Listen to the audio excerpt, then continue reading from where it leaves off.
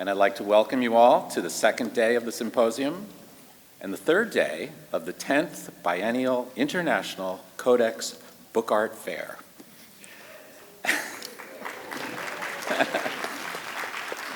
As a new board member of CODEX, I want to extend the greetings from our entire group and thank you all for making our 10th fair bigger and better than ever. Normally, our director, Inga Brueggemann, would be up here this morning, and we all know how much time and effort she has put into making the fair the success that it has become, and we are all experiencing, and we wish her all our best. Today, yes, let's hear it for Inga. And she is really sorry not to be able to join us, but hopefully by the end of the fair, she may be able to at least say hello. Today we are highlighting France, which follows on yesterday's theme of Who is America at 250? And for those of you who have been following Ken Burns's documentary series on PBS, The American Revolution, you know that without the aid of France, we might all be still a crown colony of Great Britain. So, merci Lafayette. So now, 250 years later, we will examine the French book from a new perspective. And I will turn it over to my fellow board member, Stephanie Stillo, to introduce the program. Thanks very much.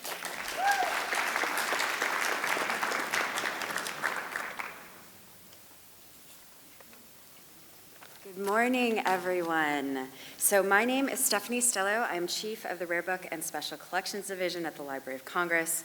I want to also first thank you for making yesterday such an intellectually nourishing experience. I think there was a powerful magic in this room yesterday, and I'm really excited to see what we do this morning. So today, as Ken mentioned, we are moving beyond our shores to hear from contemporary artists working in France. As we know, the history and continued legacy of books, art, and typography in France is formidable. In the 14th century, there was no country that excelled more in the magnificent and ostentatious piety of illuminated books of hours, a tradition that extended fluidly into print during the following century. In the 15th century, French type designer Nicolas Jenson, working in Venice, designed a Roman typeface that was continually praised by William Morris and the pre-Raphaelite Brotherhood during the European Gothic revival nearly 4 centuries later. In the 16th century, Geoffrey Torrey published Champfleury, a manual on drawing Roman letters that linked proportions to the human body, notably beloved by 19th and 20th century typographer Bruce Rogers. The 17th century brought us the singular genius of Jacques Callot, whose influence on modern artists like Pablo Picasso is unquestioned. In the 18th century, Pierre-Joseph Reduté captured the botanical brilliance of a single rose, further collapsing the conceptual boundaries between art and botanical science. The graphic production of 19th century France is simply too overwhelming to mention, but the visionary artistic movements such as the Nabi, the Prophets, established the foundation of why we're here today, which is to put art in the hands of the people. For this crowd, the radical vision of the 20th century Livre d'Artistes movement hardly requires explanation, but I would argue it still awaits the larger critical examination it deserves, though the scholarship of our keynote speaker gives me great hope. Today we will explore the next chapter of this extraordinary story of artists working in France, forging new paths and armed with new questions, new demands of recognition, and writing the historical record, a theme also raised yesterday by E.B. Crowley. It is my honor to introduce our first shepherd in this intellectual journey, Carole Texier. Texier is a self-taught printmaker and creator of artist books. While currently practicing in France, she spent more than 10 years living in Germany, Russia, Great Britain, and Spain, experiences that continue to nourish her poetic and visually rich artistic practice. As we will see today, Texier creates works in which images and language engage in close dialogue.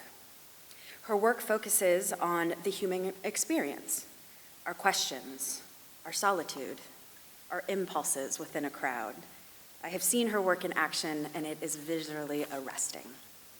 In 2019, she presented a solo drawing exhibition at St. Mary's Church in Paris. Again, I have watched these videos and I encourage you to do the same. Texier exhibits regularly in France and internationally. She has more awards than are quite frankly appropriate to mention here, and her books are in numerous libraries in France and abroad. Today, she will present a talk with a wonderfully definitive title, Women in Printing. Carole.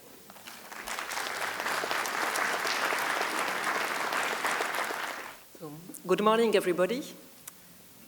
My name is Carole Texier. I'm very honored to be here to speak about a project that I have had the privilege of developing with the Imprimerie Nationale, the National French Printing Office. So what is the Imprimerie Nationale? The story begins in 1538 when King Francis I accorded a privilege to the printer Estienne, appointing him printer to the king for Greek.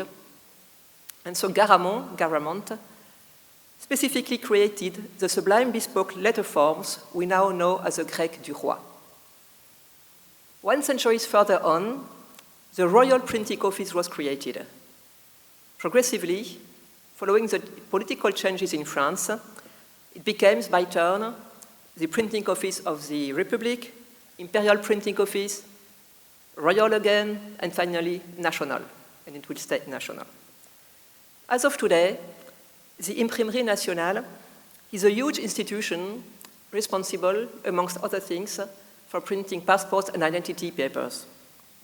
Its logo still carries, as the salamander, the emblem of King Francis I.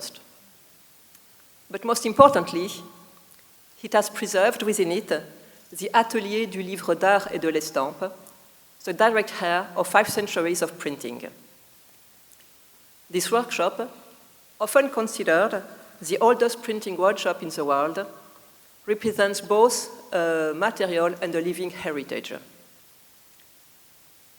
It is a material heritage because it holds an extraordinary collection of 700,000 punches, unique in the world and listed as a historic monument.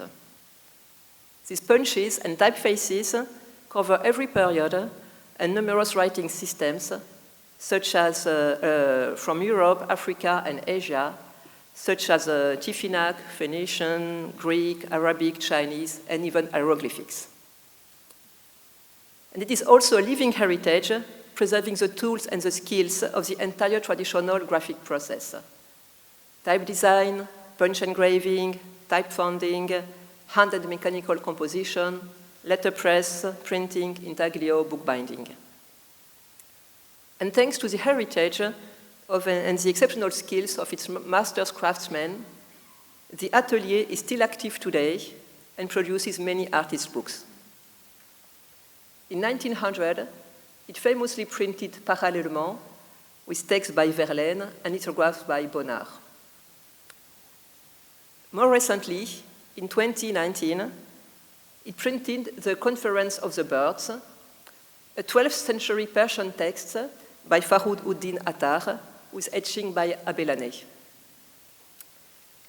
It was this unique combination of history and living practice that, between tradition and modernity, that inspired me to propose a project to them, a project very close to my heart, a tribute to women in printing.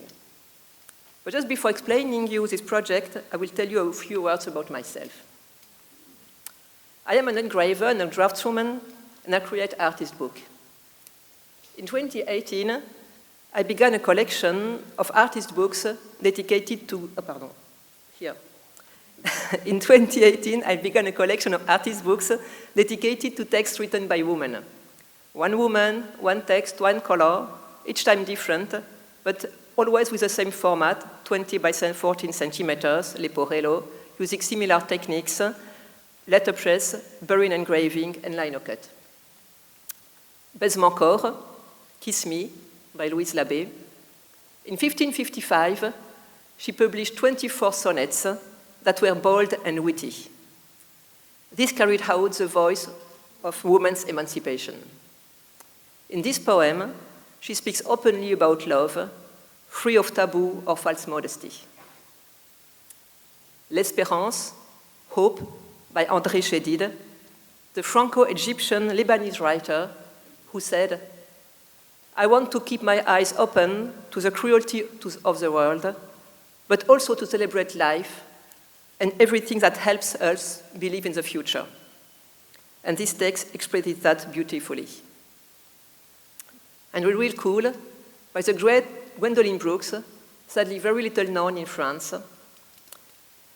In this short and powerful poem, the American writer considers the plight of marginalized youth. But after these 3 books celebrating women through their texts, I wanted to pay a tribute to another great woman of American poetry, Louise Gluck, while allowing myself more freedom in the book structure. The Wild Iris is a 3-way dialogue between the gardener or his wife, the flowers, and the divine. Through 7 of her texts, in English and in French, printed in letterpress with buried engravings on washi paper, I tried to express the purity and elegant simplicity of her writing. Each page is folded differently, so the text unfolds and sprouts up like plant in a garden, as if in a vertical conversation with God. The reader is invited to slow down and just contemplate. And by the way, on Saturday, the son of Louise Gluck came to CODEX. And before giving him his copies, I showed him the books. It was the first time an artist's book was made with his mother's text.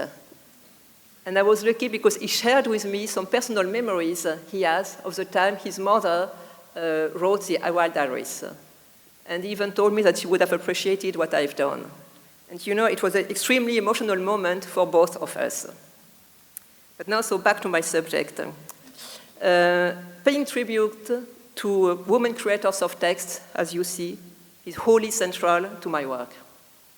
From there, it was a natural step to think about another type of women creators of their books, not authors this time, but those who made the circulation of text possible, women in printing. As discussed this idea with the Atelier, and they immediately got on board.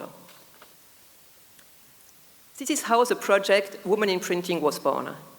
It is an homage to women who played a role in the development of printing in Europe and North America from its very beginning to this very day.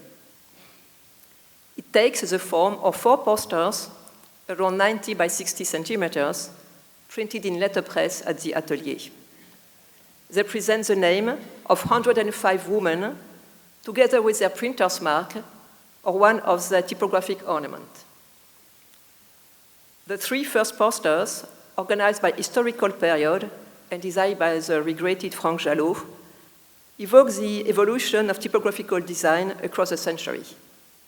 The 4th one includes biographical notes on all the women featured in both French and English, and also the credits. There will be 100 numbered copies, and we are currently proofreading. I should say, of course, that I am not a researcher, but an artist. This subject has been studied by many scholars. One should mention people such as Tomber, Erdmann, Barlow, Limbach, while many others have carried out thorough research on the subject. Many libraries and museums of printings also have taken a great interest in this subject.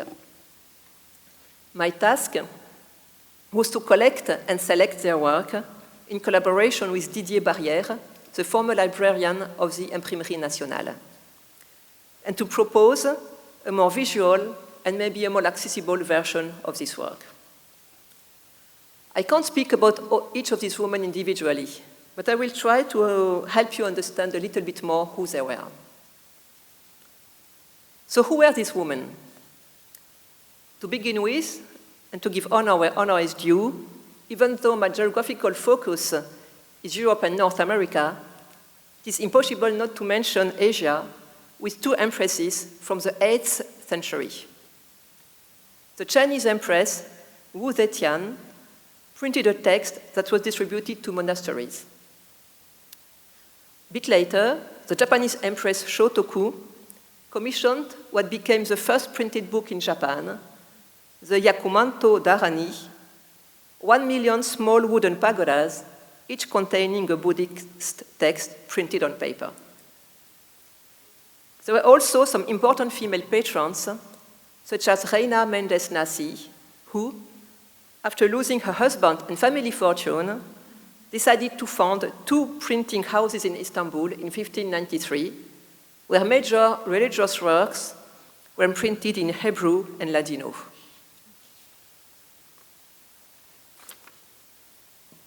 But let's now return to the heart of Europe. Most women who ran printing houses were widows of printers, especially in the early period.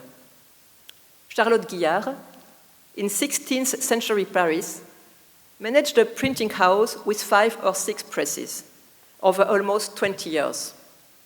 Widow of a printer and of a bookseller, she published ancient texts in theology, law, and medicine. She commissioned new typefaces from Garamond and, together with another important female printer, Yolande Kerver-Bonhomme, took legal action against papermakers who supplied poor quality paper. In London, around 1593, Alice Bailey, also the widow of a printer and a bookseller, displayed great technical competence. Running the business on her own between 2 husbands, she chose the figure of Lucretia as a printer marks. Another famous widow, of course, and a pioneer in a very literal sense, was Elizabeth Harris Glover. She brought the first printing press to the future United States with her husband in the 17th century. He died during the journey, but with the help of the locksmith, she nevertheless managed to print books, including the famous Babes Home book, the first book printed in the future United States. The press was later given to Harvard College. However, it has to be said that not all of these women were printers. Elizabeth Cartledge-Caslon, in London in the 16th century, worked for more than 40 years in a type foundry, first with her husband, then on her own, passing the business on to her daughters. Much more recently, the German Gudrun Sapp von Hesse devoted more than 80 years to bookbinding and type design, creating famous typefaces such as Diotima. Some are very well known, of course, like the writer Virginia Stephen Woolf, who founded the Hogarth Press with her husband and personally composed some of her books. But some are so little known that it was not even possible to find their maiden names, such as Elena Unglerova, who ran the first printing house in Poland. So what did this woman print? The answer is simple: everything. Some printed particularly remarkable works. Margherita Dallaglio Bodoni in Italy continued the printing of the Manuale Tipografico after her husband's death. Deborah Harkavi-Rome, at the end of the 19th century in Lithuania, ran one of the largest Hebrew and Yiddish printing houses in Eastern Europe, and she produced a version of the Talmud which is still used today. Unfortunately, I couldn't find any device for her, so in such cases, the names appear in red in the posters. All types of publications were possible. Catherine van Riemonde printed one of the earliest newspapers in the Netherlands in the 16th century in an in-quarto format.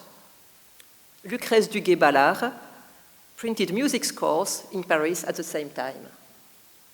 And Anne Smith Franklin, the sister-in-law of Benjamin Franklin, became official printer of the colony of Rhode Island and printed almanacs and official documents. So how did they print? There were sometimes professional collaborations between women. John Sturgis, 3 times widowed in London at the end of the 16th century, kept the printer's mark of her first husband. But each time she was widowed, she removed the initials of her husband from the mark, but kept the image of the joined hands, symbolizing the partnership with bookseller Joanne Broome. Some women also were early adopters of technical innovations. In Naples, in Italy, Caterina di Silvestro introduced italic types in 1517 after her husband's death, only 16 years after Aldus Manutius had introduced it in Venice. In Austria, Elisabeth Prahle-Pirchler replaced her wooden press with metal ones in 1833. She printed Latin texts, theater works, and geographical maps, and she also financially supported the revolutionary movements of 1848. The quality of their works varied greatly. Some women produced work of exceptional quality. In the Netherlands, in the 17th century, Eva von Alphen-Elsevier ensured that the Elsevier press maintained its typographic excellence for 20 years. Sadly, the quality declined when her son took over after her.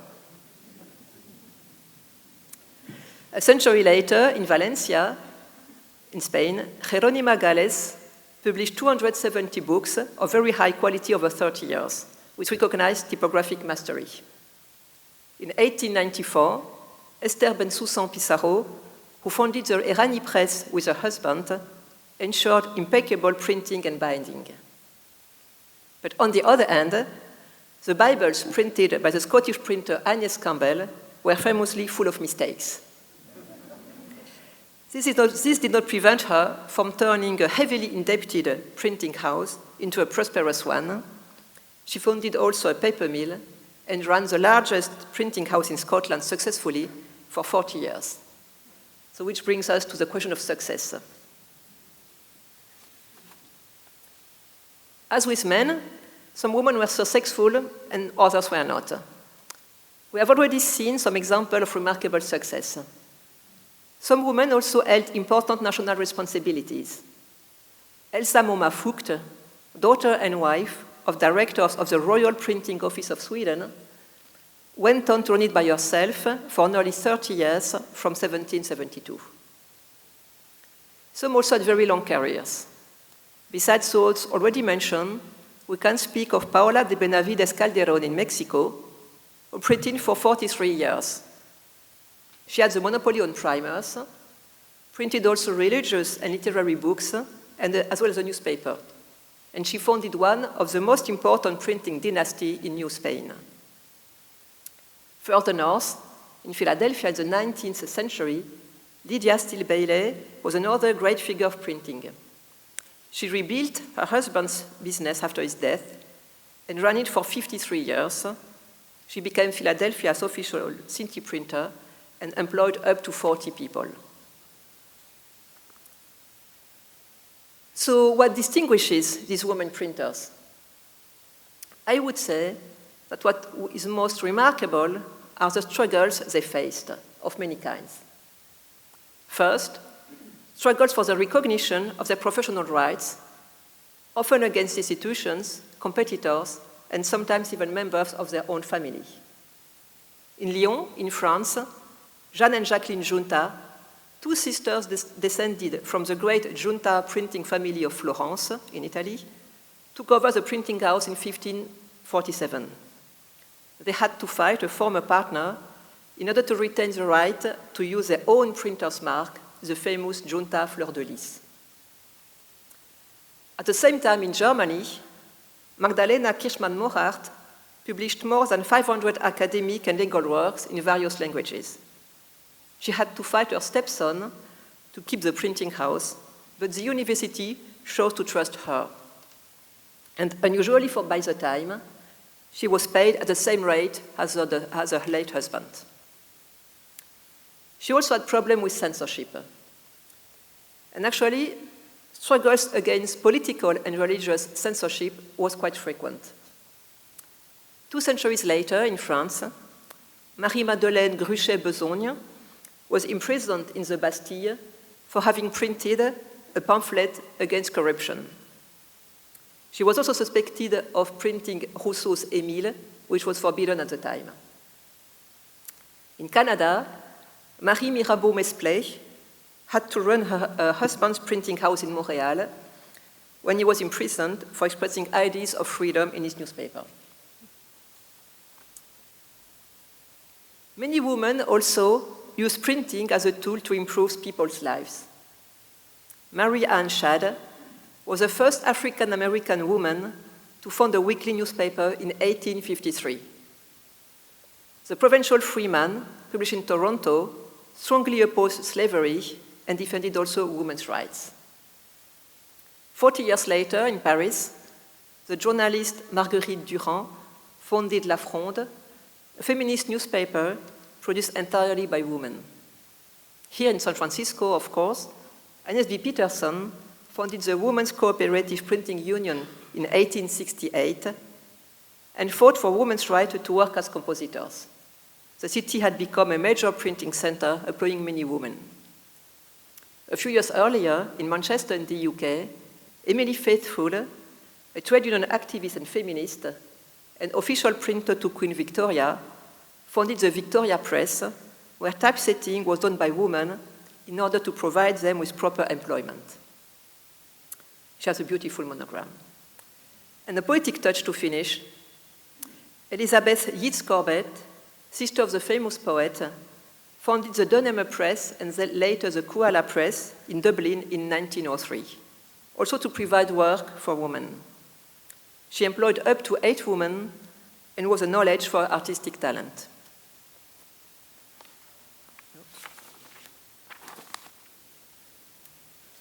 I could speak about them for hours. It was very difficult to choose just over 100 names from the more than 1,000 I found, and even more difficult to present them in only a few minutes. With these posters, the Imprimerie Nationale and I wanted to pay tribute to this often little-known woman who contributed so significantly to the development of printing and therefore to the spreading of knowledge. We wanted this series of posters to be gorgeous printed objects in themselves, a true reflection of the skills that this remarkable woman embodied.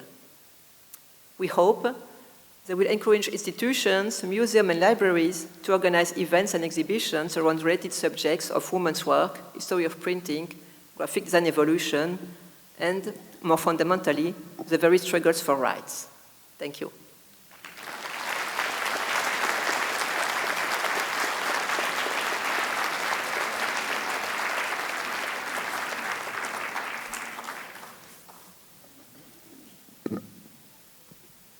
Okay, we have some time for questions for Carole. Oh, Peter. As I look around this room, and I see that there is a huge percentage of the faces are women, and I believe most of you are printers, and so the CODEX Foundation was founded on the basis of inclusion of as many traditional and non-traditional worlds that we could bring together. And we're really proud to have had and to be able to host you and your excellent work. And I hope that our library at the CODEX Foundation will grow more and more in the future, maybe even to include these beautiful posters. Thank you.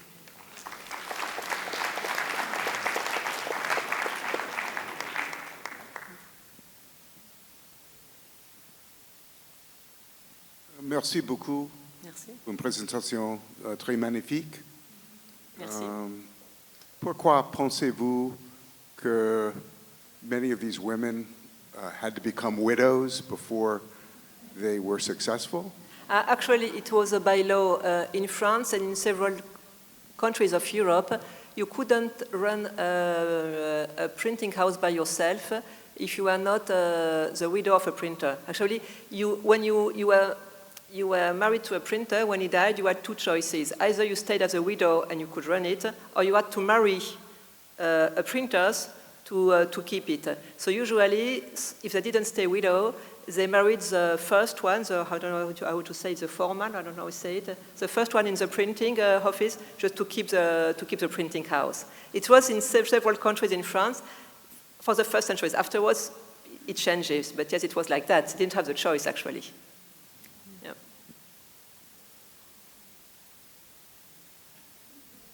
Any other questions?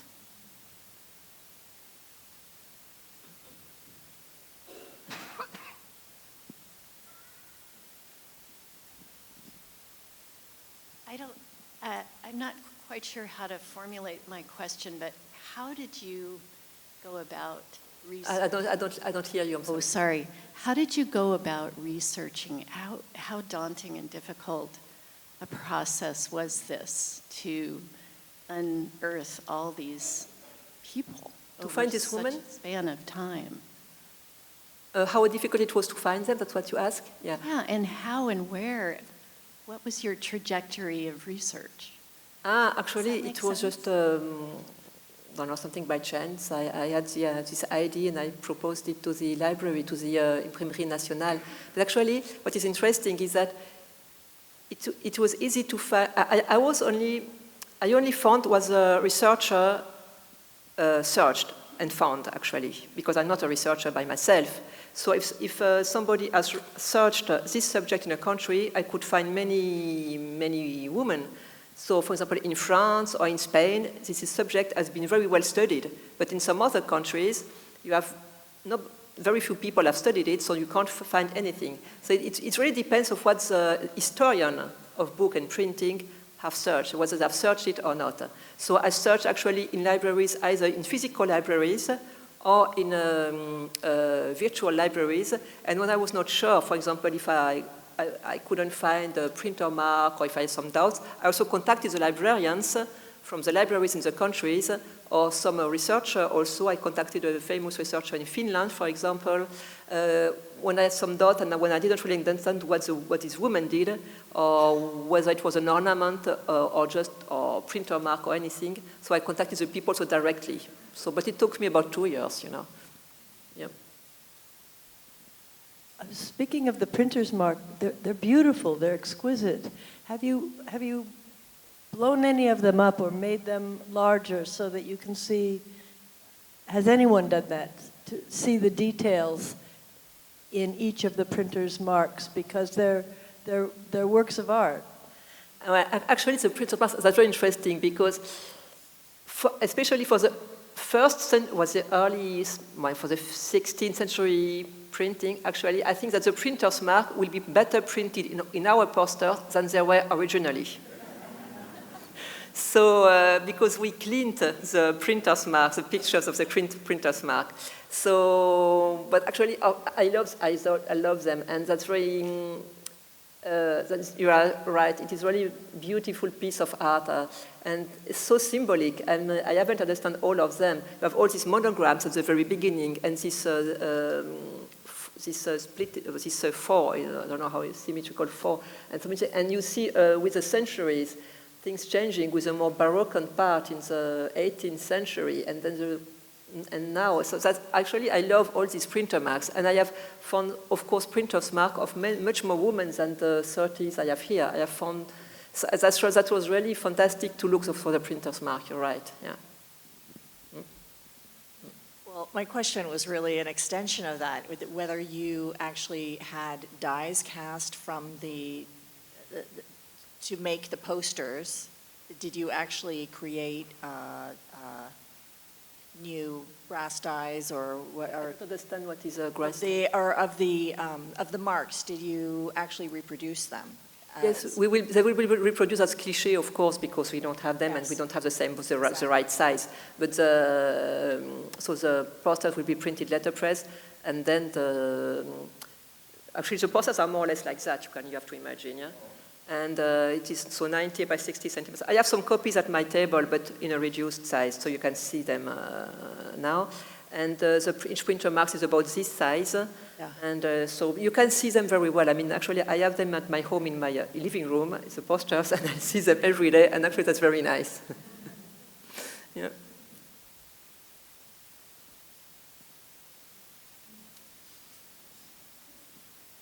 Thank you.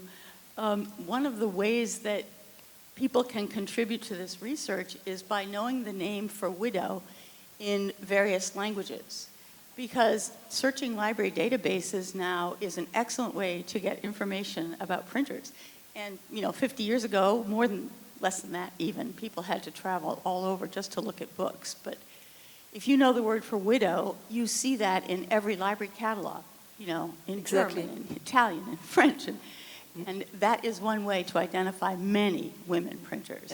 Yeah. You're right, that's what I did. I very often search by the word widow, but I can tell you that in libraries, according to the country, not always a printer is written for the book. And I must say that, for example, in France, I don't think it's written.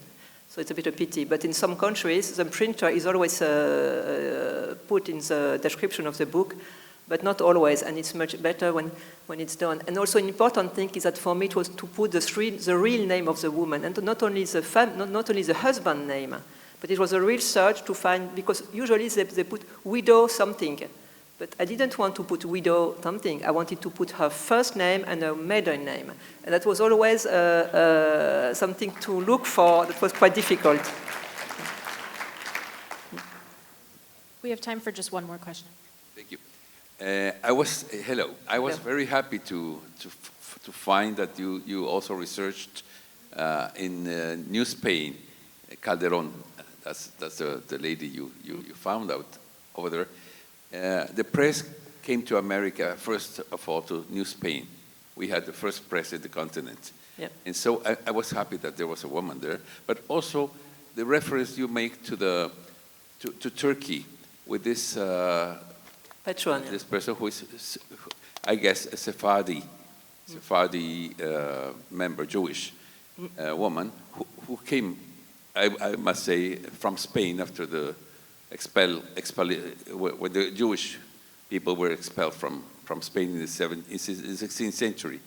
So I guess all this goes all around the area, and it has to do with the Arab world also in Spain, who helped establish presses as well in the peninsula, and later on into New Spain, Mexico. And it is very interesting to know how it works. I own some books that also have the names of the widow of. It's interesting. So probably there will be more to research about that matter. Definitely. Thank you very much. Thank you. Thank you. We have to keep moving, but if anyone would like to speak with Carole directly, she's at table 150. Thank you, Carole.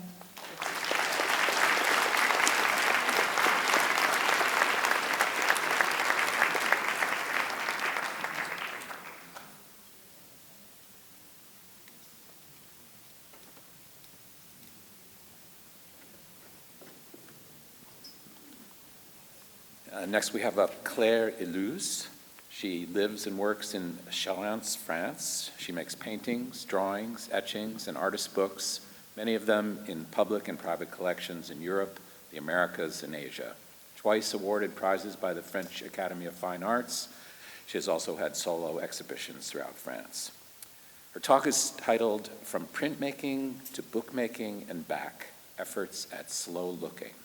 And she will present visual experiments carried out in the course of her practices of printmaking and bookmaking, including reflections on landscape viewing, the relationship between drawing and reading, the ocean of images in which our works are often drowned. The presentation will show how etchings and book art, experienced at an unhurried pace, slowly, can evoke a different kind of perception.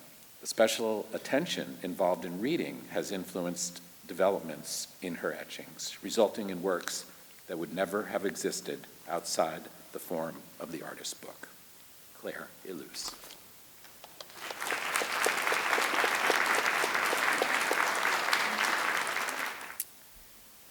First, I want to thank the CODEX team for the tremendous work of organizing this extraordinary book fair, and two, for inviting me. So I'm very happy to join you here and to speak. Thank you so much. And because it seems to me that in times where ignorance is spreading and brutality becomes a kind of norm, books and book art have a lot to give. And an event like CODEX takes special importance. And so my name is Claire Illouz.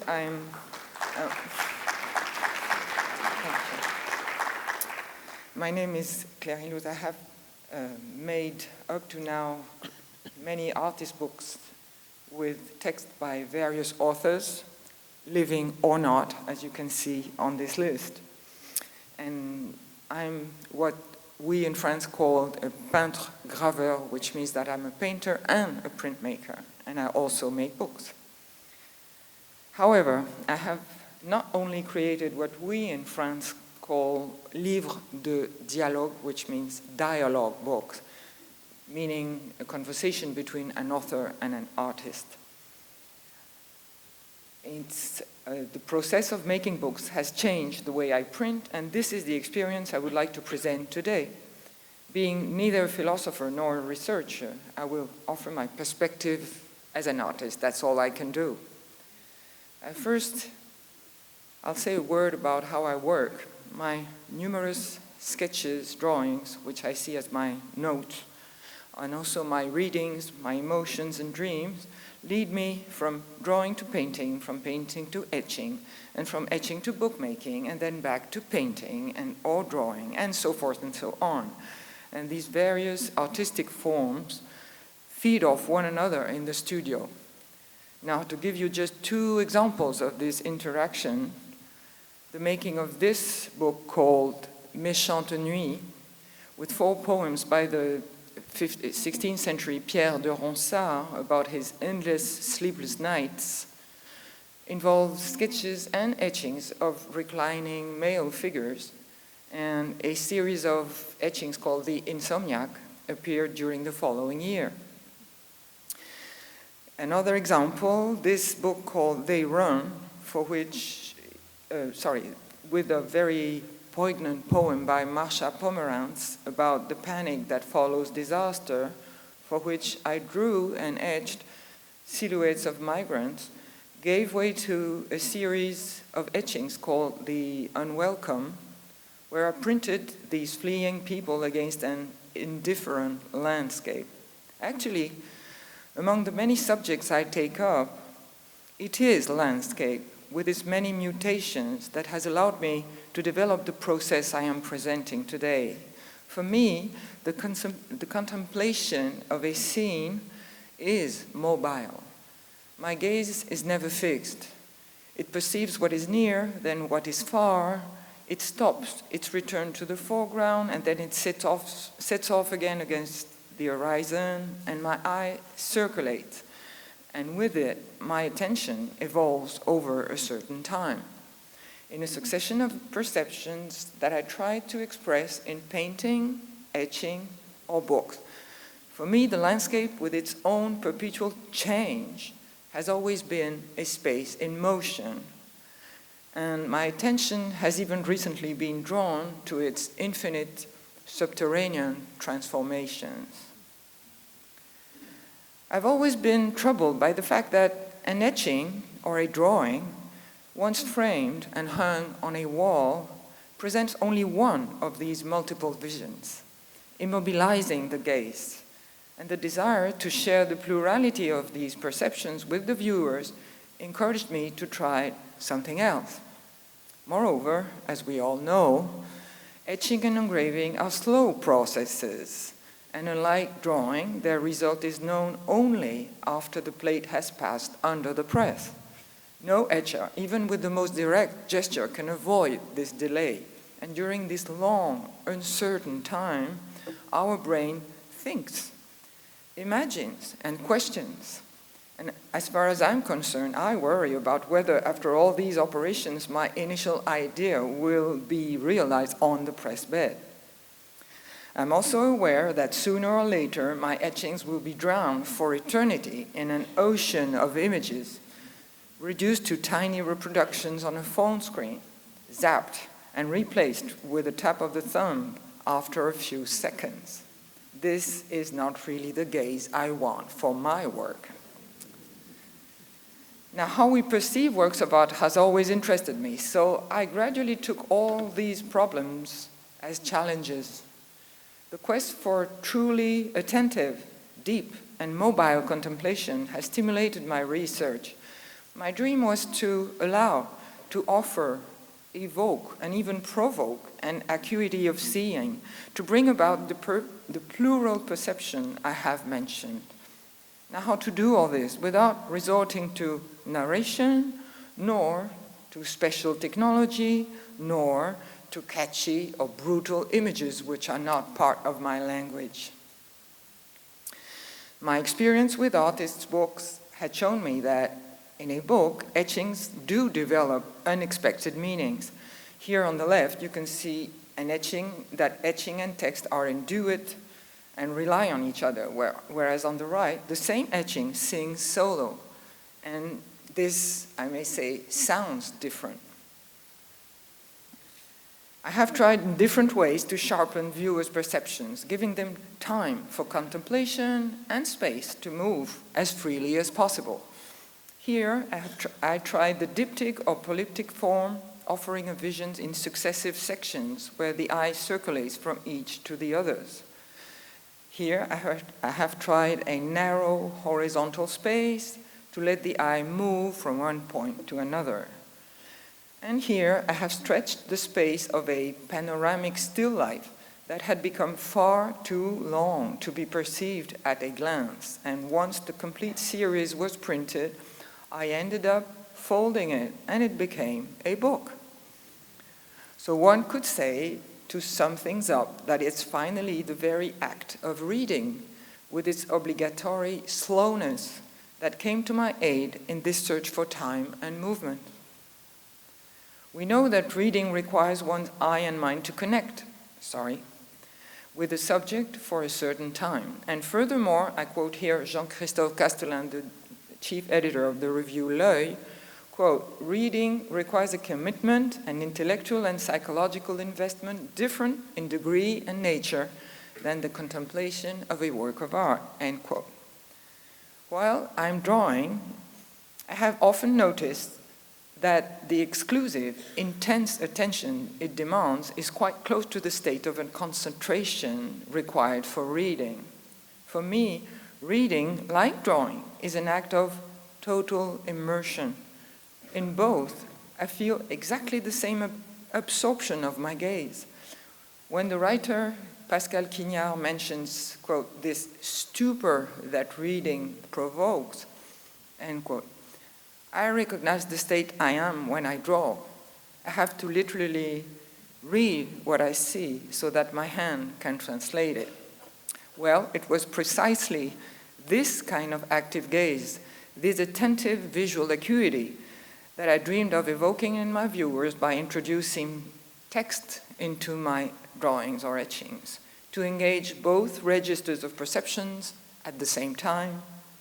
I would even, at times, slightly erase and blur the text to slow down the effort of deciphering.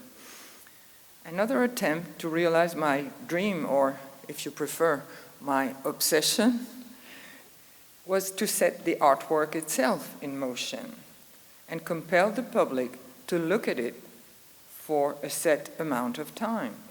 In other words, to film and project it. I did this in 2013 with one of my artist books, The Wayfarer, which treats that famous short poem by Stephen Crane. To make it into a book, I stretched these 8 lines, printed letterpress, of course, across 16 pages of etched weeds. That is to say, a lot of etching for a very, very short text. The concertina form imposed itself here as the obvious binding choice. It also allowed me to film the book using a tracking shot. Henry Pillsbury, poet and actor, recites the poem beautifully, and the film is about 5 minutes long. Excuse me. More recently, a film was made of another of my books, Theodore's Corridors, a commission from the Berlin National Library for the bicentenary of E.T.A. Hoffmann. The book was conceived as an imaginary journey through the meanders of Hoffmann's mind. The fantastical themes of his tale appear in dry point printed on silk with watercolor. And here also, little text and a lot of engraving. These 2 videos are both on my website. Despite the success of these 2 films in catching and keeping the reader's eye, the smooth, untouchable surface of the screen kind of bothered me. Maybe I was still dreaming, okay, but I wanted my etching to retain its perceptual characteristic. I mean, the downy feel of the paper, the depth of the printed line, the velvety black strokes, everything we enjoy when we look at a good etching. In short, I wanted it to remain an etching without becoming, like here, a reproduced image. So I no longer animate my etchings, but I try to increase their readability, the time the viewer takes to pore over them by altering the space that contains them. I'd like to recall quickly here the mysterious power of the fold, so simple and so precious to all of us. A fold delimits two pages, but keeps a common edge between them, so that it performs the conceptual feat of separating while connecting. It's a kind of miracle. It allows a special perception of content, and no wonder bookmakers use it so much. I have reused this concertina form for this other small, what I call etching to read. This time it's a close-up, even kind of in-your-face vision of ripe wheat in aquatint and dry point. Apart from the title, there is no text. The etching, at last, speaks for itself, and it's not only regarded, but it's read. I'm showing here another book of this kind. It's a different subject. It's a stroll inside a collector's attic. I have to say that I'm certainly not the only artist making this kind of book, but in my case, the practice has allowed for a particular development in my etching and bookmaking work. My approach was truly transformed when I began to conceive of very long etchings, specifically intended for reading. These works combine several printing plates on the same support in ways that at times even surprise me. I know more or less what plates I will be using for a given book, but only when I'm at the press do I decide what to place, while keeping the theme in mind. And the result is a series of unique books, each incorporating many of the same elements, but in varying orders or directions. For this, I had to opt for flexible supports, such as washi or silk, to make the plate marks disappear after printing. Here you see the sections just after printing and before the mounting work starts.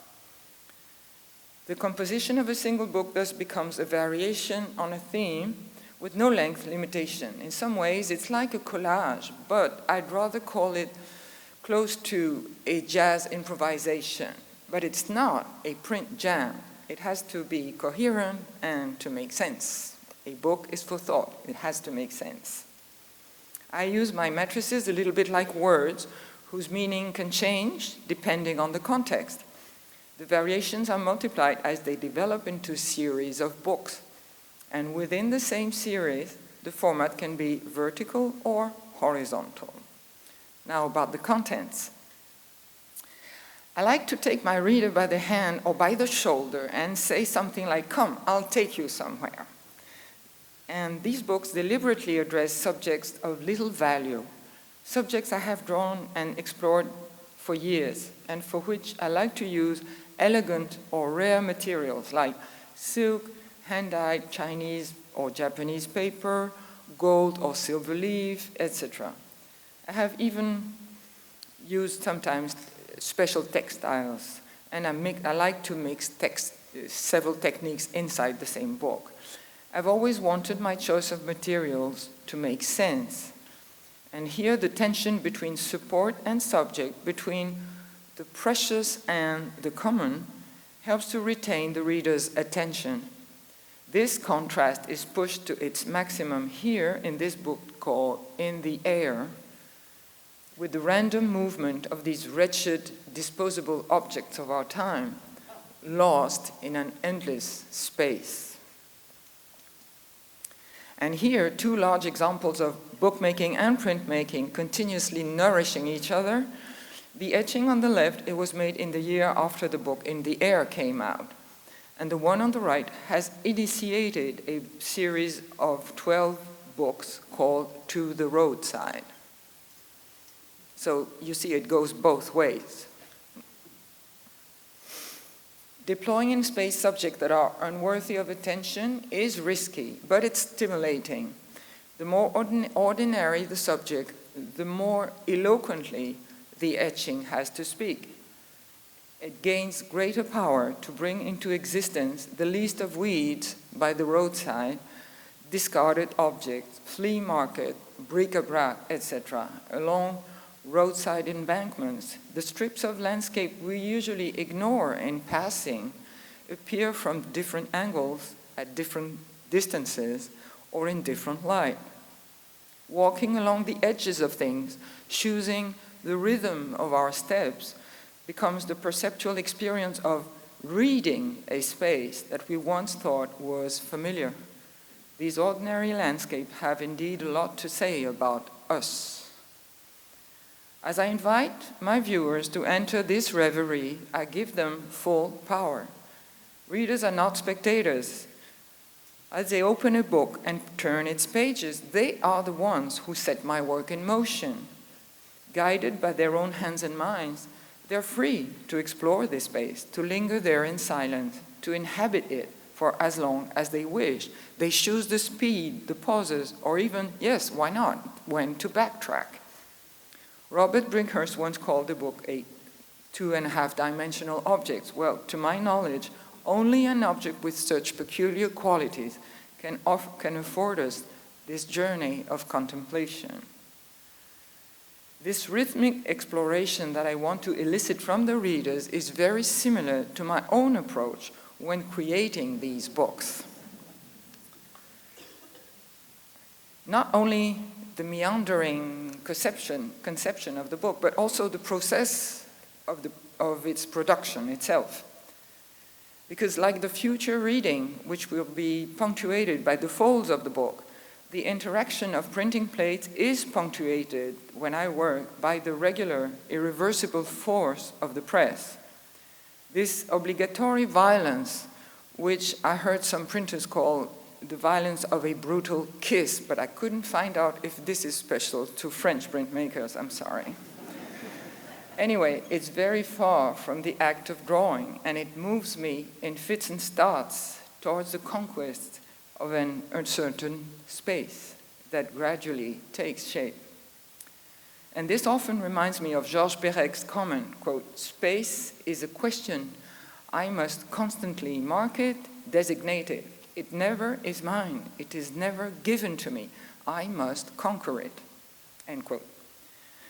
In these recent projects, I bring together matrices I engraved in different periods, and it also makes a kind of journey through my own memory as a printmaker. Some of these reveries, as I have noted, take us underground to what remains buried.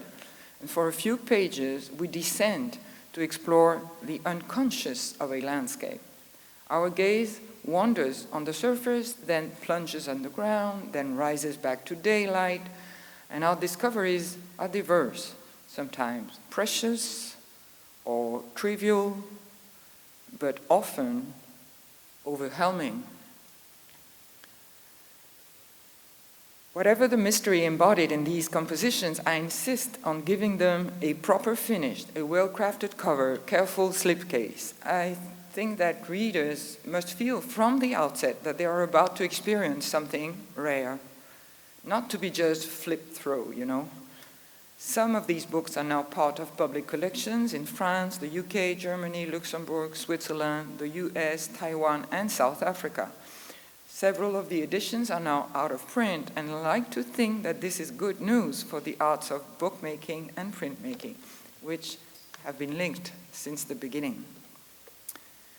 Though this research did not stop me at all from working with text, nor from hanging my etchings on the wall, my work with these books with no text is not over yet, and I'm still in it now. In conclusion, I can only say that the artist books has allowed me to dream. It seems to me that in this bulimic age of poorly digested images, channel surfing, emojis, fake news, and hurried glances, printmakers and bookmakers have something to say. We can offer time, such a precious thing to readers and viewers willing to immerse themselves in our true visions with an attentive gaze. The book allows the bare print, handled slowly and respectfully, with no glass, no screen, to turn our eye to the infinite landscape of the world. And this may be a dream, but dreams matter, and especially in uncertain times.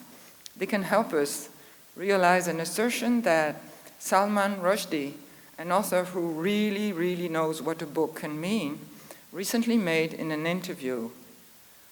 Quote, "Art can reread the world." Thank you very much.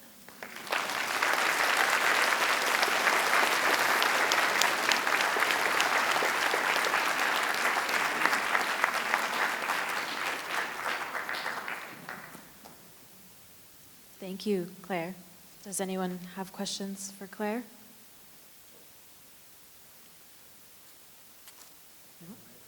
No? Pete.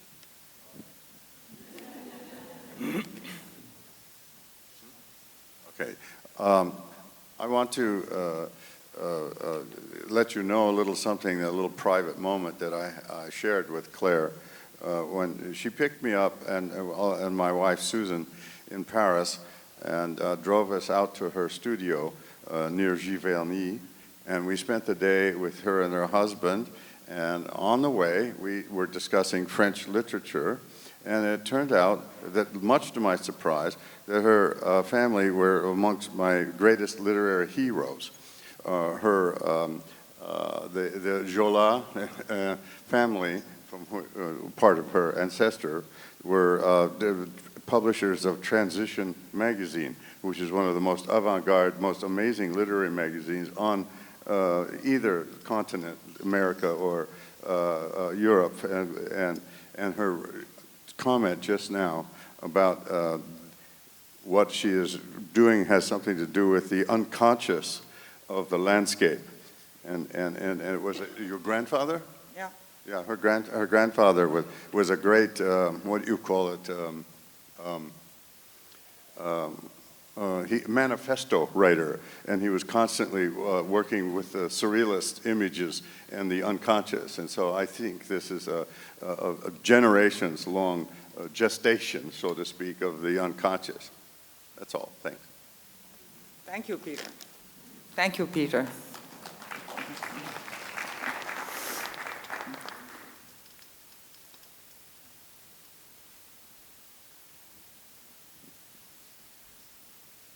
When you're working in the end, do you prefer the process or the product? Or I guess I wonder, do you just want to go to the next thing? Or do you like to sit with your works once they're done? You mean sit? Or stand. Or stand. Do you mean, do I look at them? Or? Yeah. Yes, of course. And I consider when it's done, I'm very critical. And if it's not good, I just throw it out. I'm quite intolerant with what I do, and I want it to be really good. And this is what I said about the fact that a very common subject is challenging, because it's a thing, the subjects I take are generally not looked at.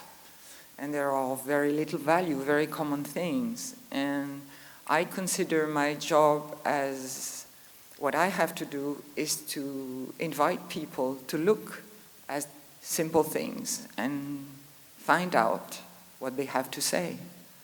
So if this does not work, I just throw the thing away. That's all I can say. This is how I work anyway.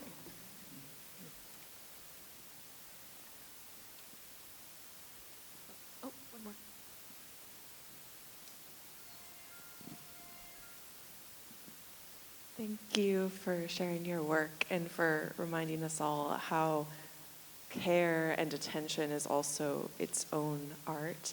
I'm wondering, you've mentioned kind of how attention spans have fractured and are fracturing over... Sorry, I cannot hear you. Okay. Hi, thank you. Thank you for reminding us that the ways that care and attention are its own form of art. you mentioned how attention spans have fractured in recent years and decades and are continuing to get smaller and shorter. Can you repeat your question? I cannot. Sorry. I'm wondering if the shorter attention spans have changed the way you approach your work, or if kind of in recent years especially. The fact that I make artist books and print also has influenced each other. This is inevitable because I always work with all these techniques all together, and so it has changed the way I print, definitely. And the change of material has influenced also the way I print, because as I decided to, for instance, as I decided to work on flexible supports to make this kind of book, you cannot print the same thing.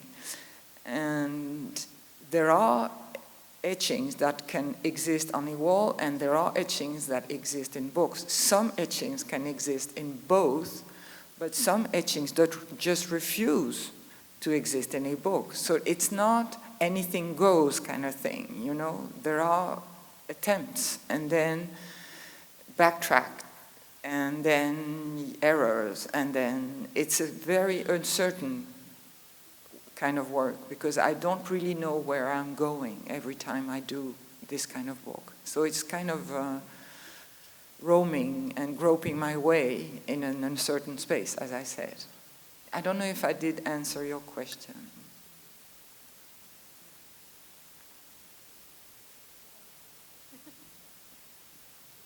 Any last questions? Oh, one over here.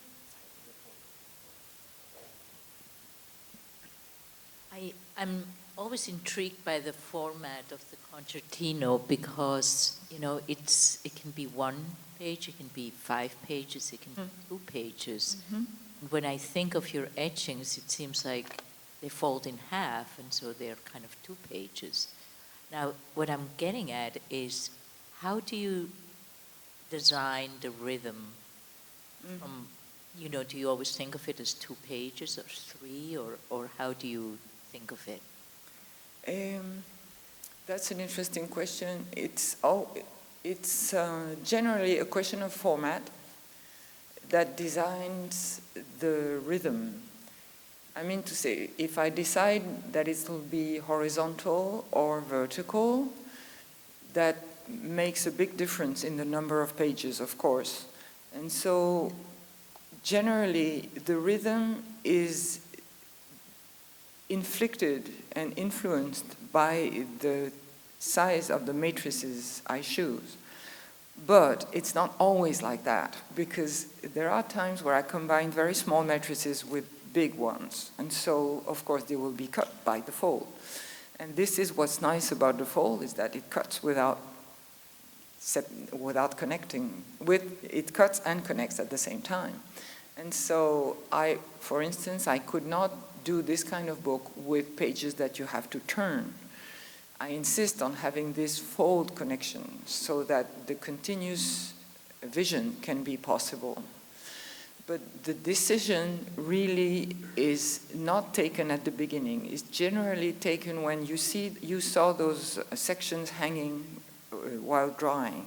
And this is where I decide the real format, generally, so that I have a glance at the whole composition when it's done and dry, and then I can decide how I can separate the sections.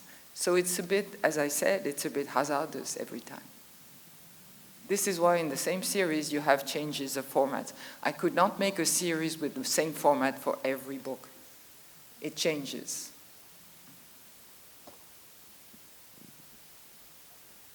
If that's all, I thank you, Claire, and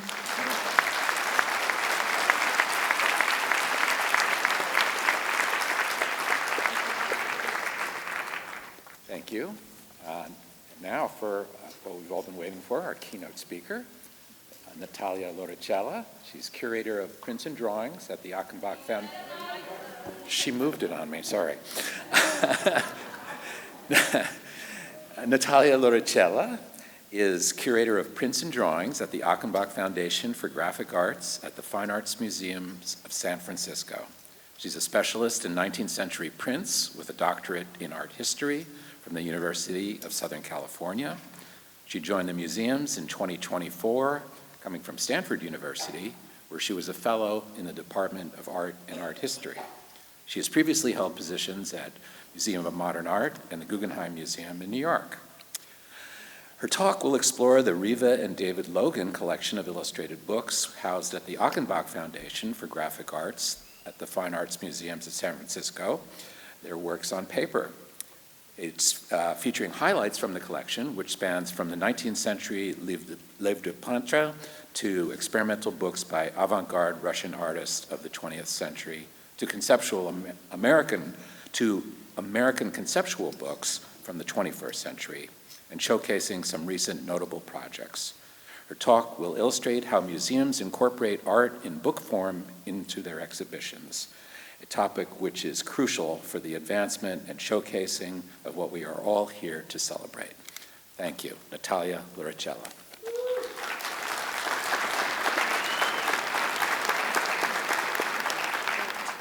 Thank you so much, Ken, for the kind introduction, and good morning, everyone.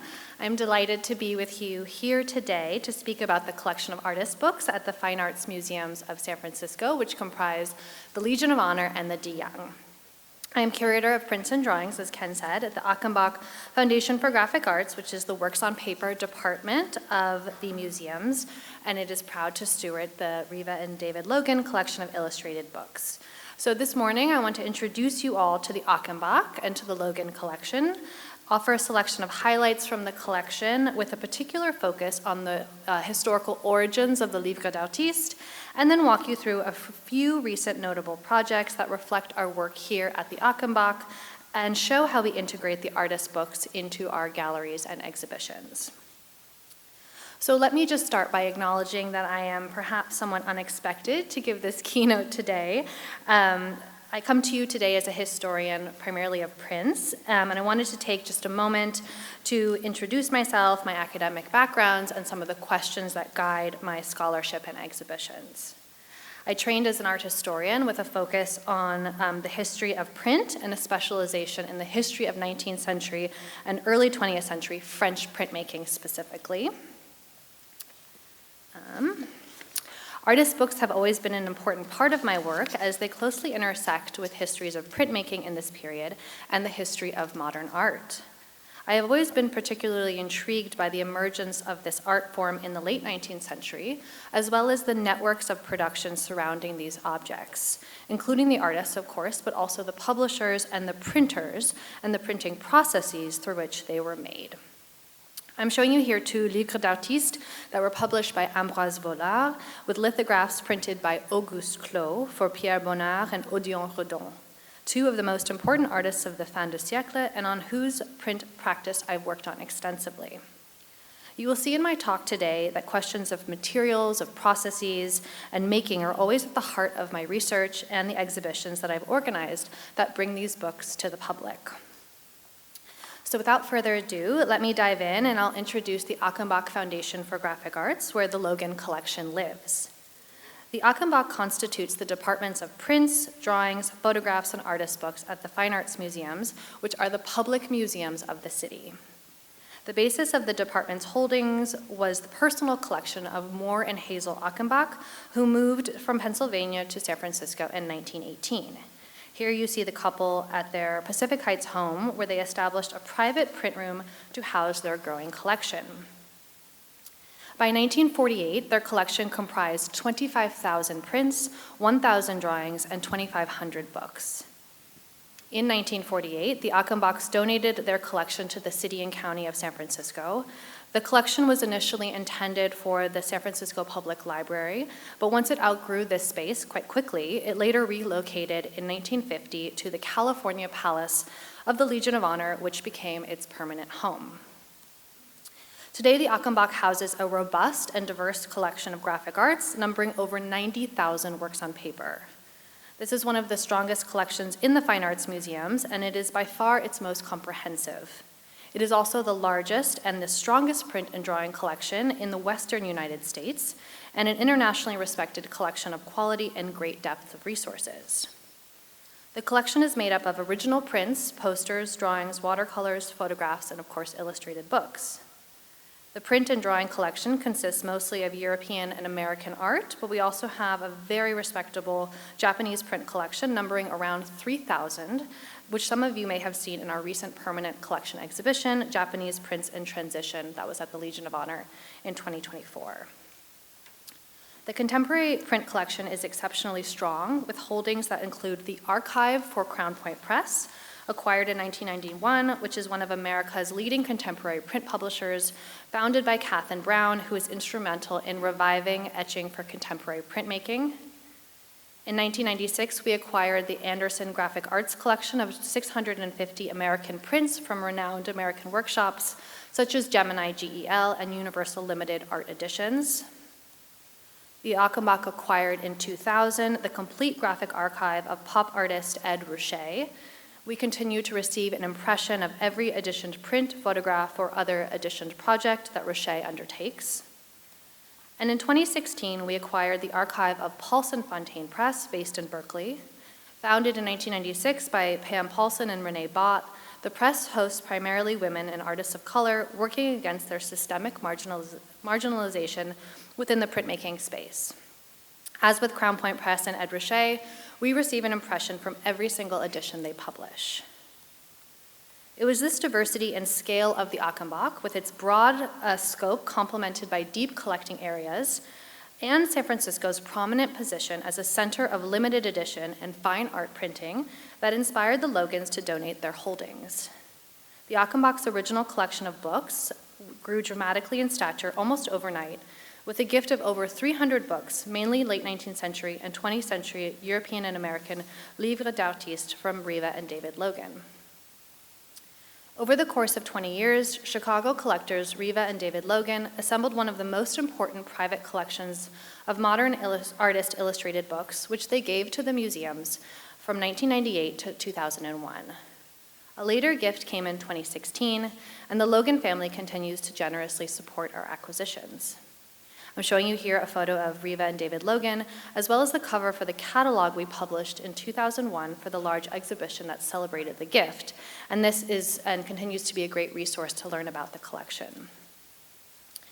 The Logans favored French books from the 1870s up to the 1960s, primarily those by School of Paris artists, building a collection made up of primarily modern livres d'artistes, beautifully produced volumes with original prints. The Logans also collected artist books from the Russian, German, and Italian avant-garde and post-war American artist editions. The collection also contains a near-complete set of books by Illouz, which I will discuss later, and Pablo Picasso was a particular favorite, and today the collection contains more than 70 of the artist's 156 books. And just as a wonderful example, we have an exceptional object, Divers Poèmes du Livre Ouvert, or various poems of the open book. This is a unique book with 19 double-paged watercolors. The text is by Paul Éluard and watercolors by Picasso. I'm just showing you a couple of marvelous spreads here. Selections from the Logan collection, now consisting of more than 400 books dating from the 19th century to the present, are regularly on view in the exhibitions in the Logan Gallery of Illustrated Books at the Legion of Honor, named, of course, in their honor, as well as our two galleries devoted to our Works on Paper collection, Gallery 17 at the De Young and Gallery 22 at the Legion. Given today's focus on France, I wanted to share some of important works from French artists and publishers in the collection, with a focus on our earliest material. As many of you know, the concept of the artist's book has developed and shifted over the course of the 20th and 21st centuries, and we see many wonderful examples here today at the CODEX Book Fair. But what is particularly notable about the Logan collection is that its holdings tell the important stories of the origins of the livre d'artiste, as this new type of artwork was coming into being in the late 19th and early 20th centuries in France. Before the livre d'artiste, book with images were usually illustrated editions, where images served as secondary explanatory role to the text. Illustrations were often commissioned after the text was completed, or they were reproductions tipped in, and artists had limited control over the final presentation. I'm showing you two other books here from our collection. A book of plays by Molière from 1734 with engravings by Laurence Carre after Boucher that are tipped in, and another book on the recollections of a hunter from 1939 with lithographs that were also tipped in and hand-colored. By the late 19th century, several developments began to challenge this model, and these included advances in fine printing and typography, a renewed interest in handcraft objects in response to the mass production of books and images, rising involvement of publishers who recognized the artistic and intellectual potential of livre d'artiste, and growing collaboration between avant-garde artists and poets. These factors laid the groundwork for a new conception of the book as an integrated aesthetic object. The livre d'artiste, also sometimes called a livre de peintre, is a distinctly French creation. It is the limited edition, handcrafted book that typically combines words with original graphic art, which is executed and printed with the close involvement of the artist, who in the case of the Logan Collection books were often painters or sculptors. As an important caveat, I want to add that when translated into English, the term complicates this definition. Every livre d'artiste is an artist book, but not all artist books are livres d'artiste. Beginning in the early 20th century, artists, writers, and publishers, such as the Russian futurists, shifted away from costly editions to experimental, inexpensive, and photo-mechanical productions intended for wide distribution. Bold, accessible, and stylistically innovative, these works unite word and image. The Logan Collection does span both traditions, but I am going to focus today on this earlier notion of the French livre d'artiste. So where exactly did this art form come from? Many scholars, including Anna Sigrider Arnar, locate the conceptual shift in the work of 19th century French symbolist poet and critic Stéphane Mallarmé, whose writings reimagined the book as a total artwork, an œuvre totale. Mallarmé emphasized layout, spacing, and typography as expressive elements. This idea that meaning could arise from the interaction of text, image, and material form became central to the livre d'artiste. In 1875, Mallarmé collaborated with the modern artist Edouard Manet on Le Corbeau, Mallarmé's French translation of Edgar Allan Poe's The Raven, published by Richard Leclide in Paris. Mallarmé's translation of Poe itself was highly poetic rather than literal, emphasizing rhythm, atmosphere, and ambiguity.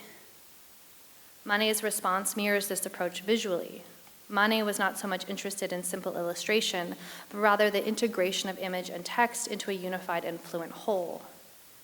The 8 bold lithographs in Le Corbeau are characterized by extremely abstracted imagery for their time, and I'm just showing you here a couple of images that I took last week to show you how the prints face the text. And this is a very kind of long and tall book. The same can be said of Manet's 8 small etchings in the 1874 book Le Fleuve, made in collaboration with the poet Charles Cros. We have 2 versions of this book, the bound copy with text from the Adriani collection, an earlier donation to the Achenbach of works by modern French artists, and the portfolio of etchings from the Logan collection. The book comprises a series of etchings and dry points paired with text, the image complemented in the text in a suggestive, atmospheric way, creating a dialogue between word and image that values mood and association over literal depiction. The etchings were printed by Auguste Delattre, one of the leading intaglio printers of Paris, and they were assembled as an unbound suite of folded sheets, and this format would be common in later livres d'artiste. Indeed, Manet is now considered really the first practitioner of the modern artist book, and through these examples we can trace the early emergence of the livre d'artiste, a category that was codified by Ambroise Vollard. This is Pierre, we actually heard about this a little bit earlier. This is Pierre Bonnard's illustrations for Paul Verlaine's Parallèlement, published in Paris in 1900 by Vollard, who you see here, a very important French art dealer for the avant-garde and a publisher of fine art prints and artist books. Parallèlement was Vollard's first and perhaps finest published book.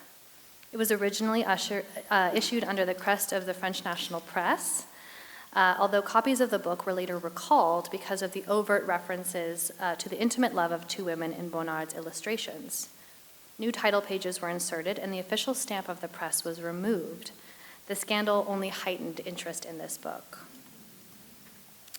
A beautiful feature is the way that Bonnard's delicate lithographs often flow across both pages. Created to accompany Paul Verlaine's poems, the lithographs emphasize intimacy, sensuality, and rhythm rather than literal narrative. Bonnard used soft contours, flattened spaces, and fluid line to evoke fleeting moments of desire and reverie. The prints were pulled by the leading color lithographer of the period, Auguste Clos, with whom both Bonnard and Vollard worked on numerous projects. Working closely with Clos in the atelier, Bonnard elegantly translated emotional nuance into graphic form, making Parallèlement a landmark in the history of the illustrated book. Vollard was the greatest early enthusiast of the Livre d'Artiste. He published 27 books and had 24 projects in progress when he died suddenly in a car accident in 1939. Vollard's Livre de Peintre both drew on and diverged from the tradition of luxury illustrated book publishing. He published books using high-quality materials, he limited edition sizes, and he offered different tiers within a single publication based on the type of paper used for printing and the inclusion of additional images. He also commissioned a special paper with watermarks bearing the publication's title, as was the case for Parallèlement. Vollard's practice differed, though, in key ways from book publishers of the period. Rather than hiring professional illustrators, Vollard commissioned contemporary painters, many of whom were already experimenting in color lithography, and that's kind of where my interest has always been. He then marketed their designs as original works of art rather than illustrations. He sold books unbound, essentially combining the genres of the luxury illustrated book with the original print album to create a new type of art object. And indeed, he was deeply influenced by publishers like André Marty, who published print albums by the leading contemporary artists in the 1890s. The binding for our edition is worth lingering over. On the left, you see the original paper cover, and on the right, the binding of the Logan copy. You see from this image that Parallèlement is bound in fine binding in black Morocco, the title and author on front in relief against sunk gold panels. This is gold leaf that we now have to actually be very careful with when handling. I'm showing you here the spine. And here inside, red silk doublures, which give us a clue into the identity of the binder with the binder stamp that says René Kieffer. René Kieffer was a publisher and binder active in Paris in this period. He trained at the École Estienne, which now actually from Carole's talk, I think I understand where Estienne, the name of that école, comes from. The great printing school in Paris.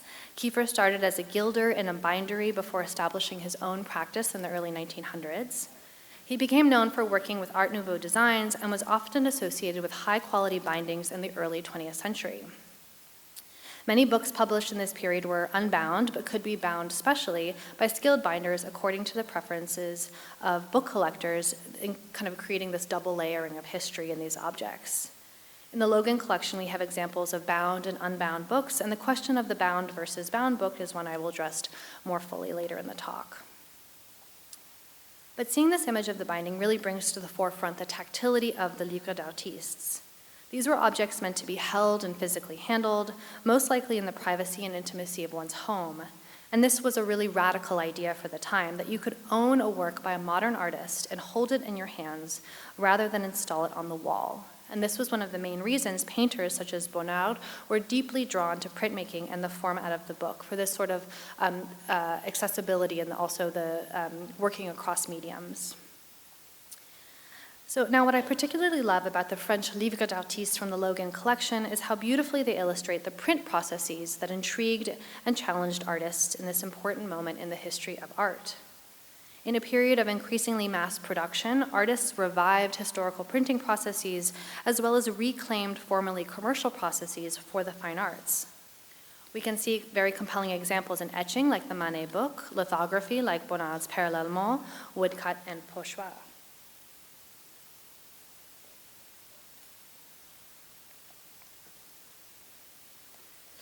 I'm showing you here woodcuts by French Fauvist artist André Derain for L'Enchanteur Pourrisson by Guillaume Apollinaire, published in 1909 in Paris by Henri Kahnweiler, another major book publisher represented in the collection. It has been argued that this book marks the true origin of the modern livre d'artiste. It is a triple monument in the history of 20th century books, as Kahnweiler's first published book, the first text by Apollinaire published in book form, and the first book with original illustrations by Derain. The bold and sharply cut wood blocks, 32 woodcuts in total, are characteristic of the exaggeration of the fauves, and they recall Derain's interest in African sculpture, and they herald the modern revival of the woodcut. And I'm showing you here a few spreads so you can see the prints, but also how they were incorporated with text. Kahnweiler was the primary dealer and theorist of Cubism. He was the exclusive dealer for Picasso, Braque, Gris, Léger, and later Paul Klee. Notably, he was one of the first figures to treat publishing as an extension of artistic theory. For Kahnweiler, books were not luxury objects, first and foremost. They were vehicles for ideas closely aligned with avant-garde experimentation. Kahnweiler published in 1911 Max Jacob's Saint-Martorell, the first book collaboration made by Pablo Picasso, who would go on to have a long practice in book illustration. Created during the analytic Cubist period, the book consists of 4 etchings made by Picasso to illustrate Jacob's text, which tells the story of the journey of a Paris metro employee to sainthood. The etchings are simple line drawings, often symbolic or emblematic, that avoid pictorial depth, modeling, or narrative clarity. Rather than illustrating episodes from Jacob's text, the drawings act as visual signs, parallel to Jacob's fragmented, ironic prose. In a dramatic and visually bold shift, from this moment we have a beautiful impression also of Sonia Delaunay-Turc's remarkable prose Trans-Siberienne. Celebrated as the first simultaneous book, this unusually formatted book is representative of a period of innovative book production in the avant-garde milieu of 1913 Paris. With her husband Robert Delaunay, Sonia Delaunay-Turc was an exemplar of Orphism. Her work infused Cubism with dynamic light and color. Through Apollinaire, she met Blaise Cendrars, known for poetry of emotional force and dynamic imagery. The poem illustrated here, A Tale of a Railway Journey on the Trans-Siberian Express, is printed on 4 joined sheets folded once vertically and 21 times horizontally to fit into a small wrapper that you see here, made of vellum with hand-painted gouache. Created in this radical format, the story unfolding corresponds with the unfolding of the accordion-style panels. More than 6 feet in length when fully unfolded, the letters are printed in 12 typefaces of different sizes and colors, and the edition features Sonia Delaunay-Turc's abstract illustrations reproduced with pochoir that are created as an impression of the poem. So this book is one of my favorites, and it's a perfect segue in my talk. As I've discussed so far, the early books in the Logan collection have been particularly generative for me, and the way that they help our collection tell the important story of the emergence of the livre d'artiste. They also expand and deepen our holdings of European works on paper from the Belle Époque, which is 1871 to the outbreak of World War I in 1914, one of the strongest areas of the Achenbach's collection. With the Logan books, we can illustrate the radical avant-garde practice of painters working on paper to further their experimentation and appeal to new audiences. But Prose Trans-Siberienne is also a wonderful example that I want to draw on here to show you how we integrate livres d'artistes into our exhibitions across the Legion of Honor and de Young museums. At the Legion, I recently included the Prose Trans-Siberienne in an exhibition on the history of color printing called Printing Color, Chiaroscuro to Screen Print. Featuring artworks drawn exclusively from the Achenbach, the show explored technological and artistic revolutions in color printing from the 16th century through today. I split the gallery, Gallery 22, or what we call the Achenbach Gallery, which is a gallery devoted only to the installation of works on paper from the Achenbach, into 4 sections where I grouped prints by process: woodcut etching, lithography, and screen print pochoir. Prose Trans-Siberienne was the artwork I paired with the explanatory text for screen print and pochoir, a stencil process in which color is applied by hand using brush strokes on precisely registered stencils laid out on paper. This labor-intensive handcraft became popular in France in the 1920s and 30s, making possible the brilliant reproduction of color that could not be achieved through other printing techniques or photography. So if you can imagine the space here in a kind of U-shape. I had this work in dialogue with prints by Helen Frankenthaler, Coretta Kent, Joseph Albers, as well as Bridget Riley and Andy Warhol. And what I want to show you here with this example is that presented in different exhibition contexts, this book can play different roles in telling histories of avant-garde art, of bookmaking, and of course of printmaking. So now in the talk, I'm going to shift into talking about some recent exhibitions that I worked on that highlight books within the context of our galleries. Another exhibition I organized last year was called Matisse's Jazz Unbound, which enabled me to study closely and bring together Logan books in an unexpected setting, which was the Anderson Gallery for modern and contemporary works on paper, known as Gallery 17 at the de Young. In this case, I drew on the Logan collection to enrich my presentation of modern artist Henri Matisse's work in book illustration. In the final decades of his prolific career, Matisse turned to book illustration, and jazz is considered the pinnacle of his graphic art and one of the most important livres d'artistes of the 20th century. We acquired this book in 2024 as a generous gift from Margaret and William Randolph Hearst III, and we were thrilled to get the work on view so soon after the acquisition. Published in 1947 in an edition of 250 by Greek publisher Teriad, Jazz combines the artist's handwritten musings on his practice with 20 stunning color stencil prints made using his iconic cutouts or papier découpé. Many of the book's plates were created when Matisse was bedridden with a serious illness, and because of his lack of mobility, hindered his ability to paint or sculpt, he began to experiment with paper. Jazz marked a creative milestone for the artist. For the first time, he used the cutout as a medium rather than as a compositional tool. I'm showing you here all 20 of the plates from Jazz, which are presented on the 4 walls of the gallery in Gallery 17. The idea for this installation is that visitors could get a sense of the layout of the book, a feeling of turning each page of the book. Typically, the portfolios of plates is installed in one large group on one wall or perhaps 2 walls, so my presentation was actually quite unusual. Matisse's vibrant color plates draw their inspiration from the circus and from theater, with motifs such as the clown, the elephant, and the trapeze artist. Once titled Cirque or Circus, the book was ultimately published as Jazz. Jazz's title likely references the artist's chromatic improvisations and cutting technique, a process that Matisse described as drawing with scissors. One of Matisse's most recognizable images from Jazz, this is Icarus, which recalls, of course, the Greek myth, but also references the daring trapeze act in which a seated performer catches their partner using their legs. Icarus, here with his bright red heart, becomes a trapeze artist, the stars surrounding him on his flight transformed into the spotlights on the stage. This is a very nice example, too, because it gives us a sense of how Matisse made these plates, and we included a wall text in the gallery to explain the process of creating these prints to our visitors. To make the cutouts, the artist cut painted paper into shapes, arranging and rearranging them before pinning the cutouts into place for the final composition. These are actually in the Pompidou, the original maquettes for Jazz.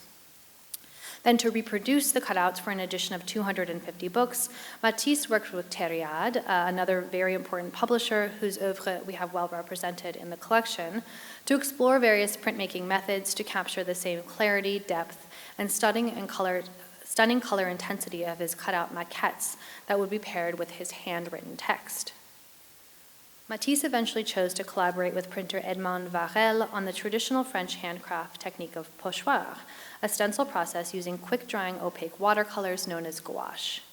After cutting the metal stencil plates, Varel placed them on bright white paper and brushed specially formulated gouache paints in the stencil openings in consultation with Matisse. This exhibition offered a rare opportunity to see the book's unbound plates, which were framed across the gallery walls. And you can see from the installation images that they were in conversation with a lovely selection of Matisse's artist books from the Logan collection, which were in vitrines in the center of the room. And what I love about this selection, and this is how I sort of presented it in the space, is that it showed how Matisse worked across printing mediums, how he worked in lithography and etching and lino cut and, of course, pochoir. In Florilège des Amours de Ronsard, inspired by Renaissance poet Ronsard's love sonnets, Matisse created elegant illustrations, all printed with lithography in a sanguine colored ink, featuring sensual depictions of women, intimate portraits, and floral and other natural motifs. In Pasiphae, Matisse successfully captured the spirit of the classical tale of Pasiphae and the Minotaur, in which a curse upon the wife of King Minos leads her to give birth to a creature part bull and part man. By drawing on images from ancient Greek black figure pottery, or this is how he made them. He did lino cuts that were inspired from ancient Greek black figure pottery. I really love this one. Thériade and Matisse collaborated on another livre d'artiste, one illustrating the medieval poems of Charles d'Orléans, a duke and a poet. The book features vibrantly colored images, all printed in lithography at the workshop of Moule Frères in Paris.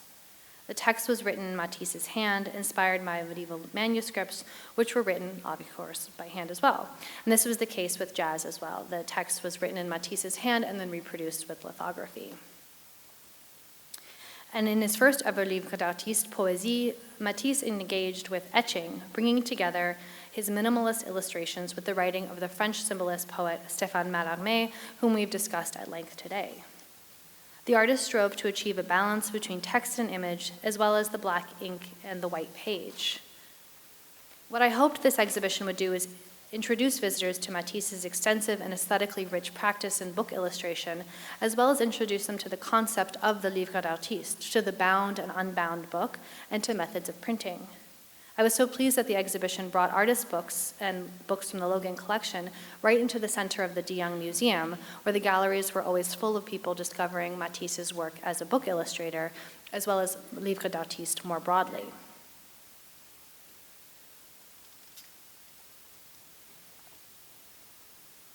So these two exhibitions were somewhat unusual because they brought Logan books into other spaces in the museum, when typically we reserve our gem of a gallery, the Logan Gallery for Illustrated Books, for the display of books. So now I want to turn to two recent exhibitions that I organized in the Logan Gallery that highlighted Logan books within the context of other rich collecting areas at the Achenbach. The first was Dress Rehearsal, The Art of Theatrical Design, which opened in the fall of 2024 in both Gallery 22 and the Logan Gallery. This exhibition, featuring works drawn from the Achenbach, explored the visual histories of European and Russian performing arts from the 17th century through the present, and offered a glimpse into the artistry and creative process behind theatrical design. Coinciding with the Legion of Honor's 100th anniversary, the exhibition was grounded in a transformative gift to the museum of more than 60 exceptional Russian and theater and dance drawings donated in 1959 and 1962 by Alma de Bretteville-Spreckels, who is co-founder of the Legion of Honor and a passionate lover of ballet. With several subsections, the exhibition highlighted episodes in the development of modern stage design in Europe, from the architecturally rich and complex sets of the 18th century, inspired by ancient Rome, to the bold designs and visions during the 20th century avant-garde and surrealist movements. Gallery 22, as you saw from the earlier photo, featured a tutu actually worn by Anna Pavlova in her performance of The Dying Swan, and other original drawings and watercolors, the highlights of which were designs made for the Ballet Russe. Across the hall, the Logan Gallery, the exhibition considered artistic explorations of the stage in an editorial format, the published book and print portfolio. A recent acquisition was highlighted in the center of the room, Iliad's Traité du Ballet from 1953. The book revives the text of a 17th century author, Jehan-François de Beaussière, pairing it with 66 original etchings by the modern artist and patron to the arts, Marie-Laure de Noailles. This was an important new addition to the Achenbach's collection, generously supported by David and Riva Logan's son, Dan Logan, filling a significant lacuna to our corpus of Illouz at the Logan collection, built over the years and recently shown at the Legion of Honor in an exhibition organized by Steve Woodall, our former collection specialist, who remains a close friend, and I think Steve is here. Hi, Steve. As you know, Illouz is an important figure in the history of modern art. He brought a unique style of Russian modernism to Paris in 1921 and continued over the next 50 years to create original handmade books illustrated by the most influential artists of his time. Illouz published 21 books, and the Achenbach is now missing only one. Completing our holdings by Illouz would make us only the second institution in the US with such a collection, alongside the Beinecke at Yale.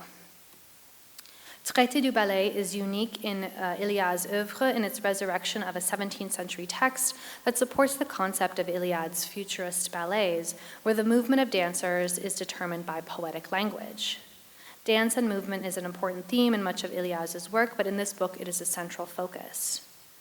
Traité du Ballet was one of over 85 works on paper on view in this exhibition, and it was a great opportunity to incorporate this book into a larger history of our theater and dance collection, one of the Achenbach's most prized and dynamic holdings, as well as in the larger history of theater and dance works on paper in Europe. After dress rehearsal closed, I organized an exhibition, Ferlinghetti for San Francisco, in the Logan Gallery, which is on view now, so I wanted to include at least one show that you could actually see in person if you wanted to. Ferlinghetti for San Francisco explores the artistic practice of one of San Francisco's most beloved and significant cultural figures, Lawrence Ferlinghetti. A renowned poet, activist, publisher, and co-founder of City Lights booksellers and publishers in the city's North Beach neighborhood, Ferlinghetti championed the work of the Beat Generation, famously publishing Allen Ginsberg's poem Howl in 1956. In addition to his illustrious career as a poet and publisher, Ferlinghetti himself was an avid painter, draftsperson, and printmaker, energetically working across mediums over 60 years. The artworks on view in this gallery survey his extensive work in printmaking with examples in etching, lithography, and letterpress. The exhibition also celebrates an important gift. Many of the works on view here were given to the Achenbach by the artist's estate following his death in 2021 at the age of 101. Ferlinghetti's visual art closely mirrors his literary and activist spirit. It is bold, unfiltered, and deeply humanistic. Ferlinghetti discovered painting in Paris in the late 1940s when he was a student on the GI Bill at the Sorbonne. He calls it a revelation, and it seemed to feel really liberating to him. While writing became his public voice, art making was his personal sanctuary, a more direct channel for his inner world. Ferlinghetti's prints often explore nautical subjects with boats and vast expanses of water, sometimes with the addition of poetic phrases. Rendered here in black and white, Ferlinghetti's figures float adrift and without oars, illustrating the artist's deep care for the shared human experience.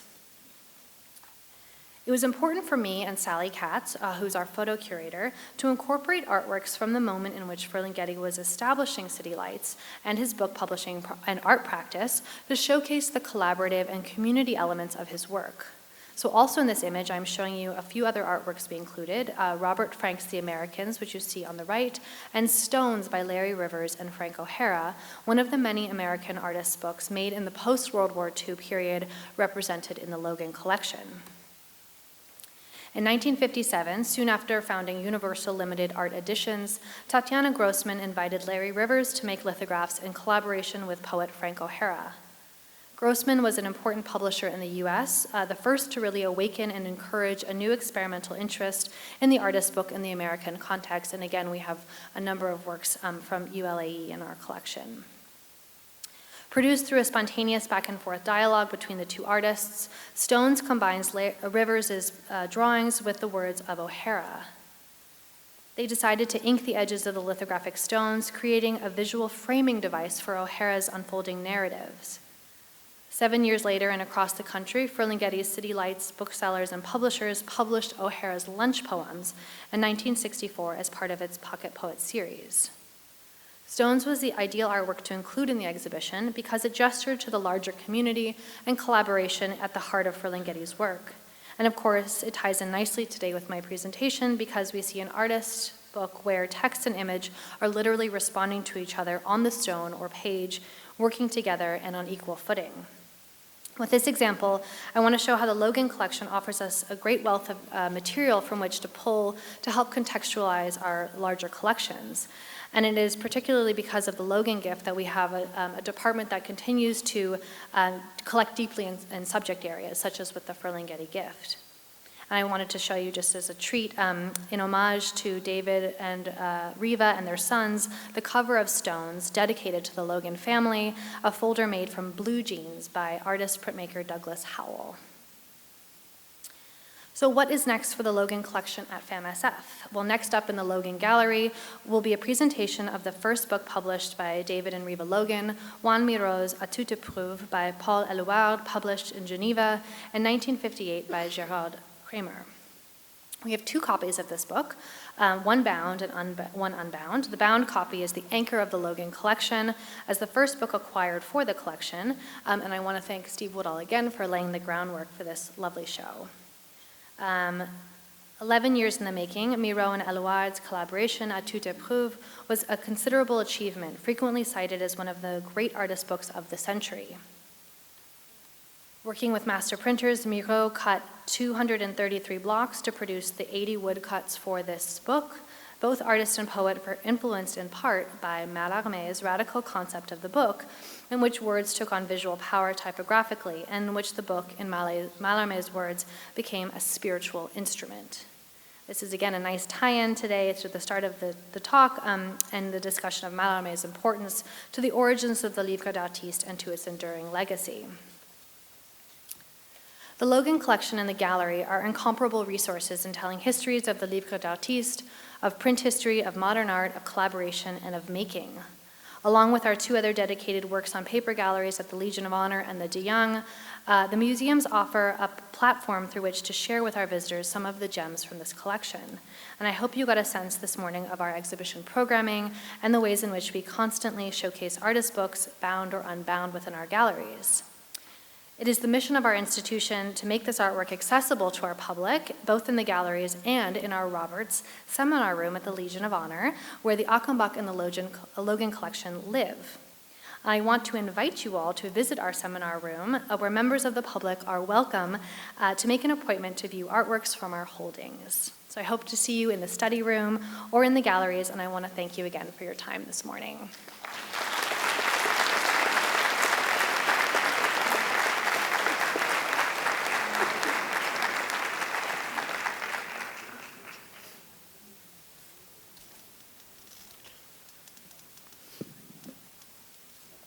Thank you so much, Natalia. Are there questions?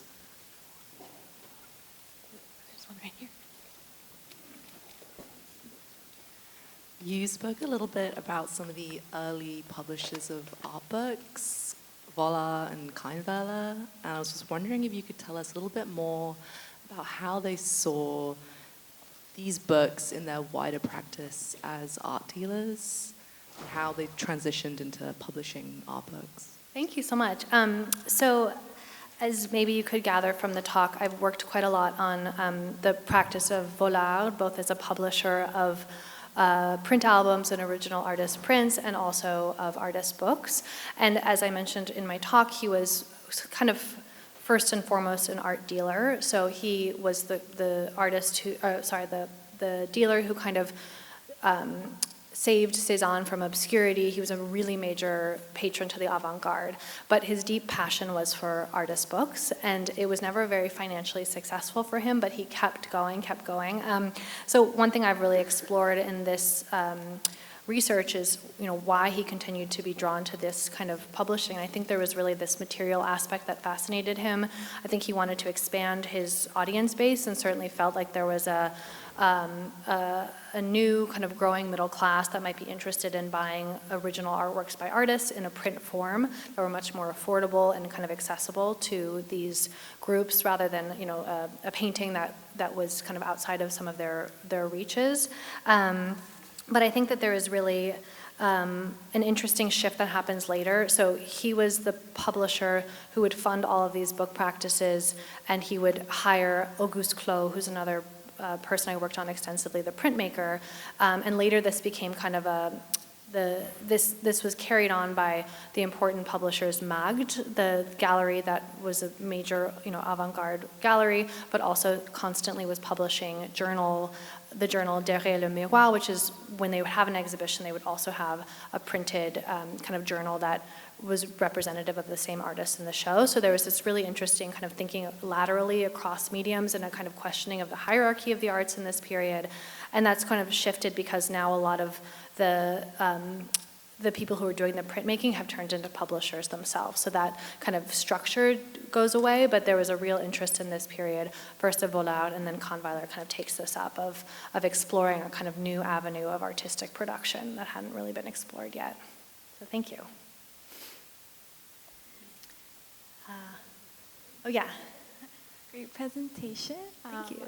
I was just a bit curious about how you plan on using books from the Logan collection in any of your upcoming loan exhibitions. Oh, yes. Okay, so thank you so much. So as I mentioned, we have at the museums, both the Legion of Honor and the Diang, we have 3 exhibition spaces that are devoted to our permanent collection. So that's Gallery 17 at the Diang, Gallery 22 at the Legion of Honor, and the Logan Gallery. But of course, part of our work is to organize the big blockbuster shows, the loan exhibitions that come to the Legion of Honor and to the Diang. And so I am at work on a very big show on the artist Toulouse-Lautrec, which will open in the fall of 2027 at the Diang in the Herbst Galleries, and then it will travel to the Guggenheim Museum in New York. And so for this exhibition, I was very excited to put on my checklist Histoire Naturelle. I showed a quick image of it. It's the book that was by Jules Renard, but it was illustrated by Toulouse-Lautrec in he started the lithographs in 1897 and finishes them in 1899 when the book is published. And that will be in a section of the exhibition that looks at one of the kind of early obsessions that Lautrec had with animals and with movement. And so this is a kind of a bestiary that goes through each animal with illustrations. And there's a beautiful one of the horse, which will be in a section about Lautrec's kind of background and interest in horseback riding and also really depicting it. So we do also very much incorporate Logan books into our kind of special loan exhibitions as well. Thank you. Thank you. I did visit the Matisse exhibition and it was wonderful. My question is, are there catalogs for each exhibition, or do the exhibitions live online, or?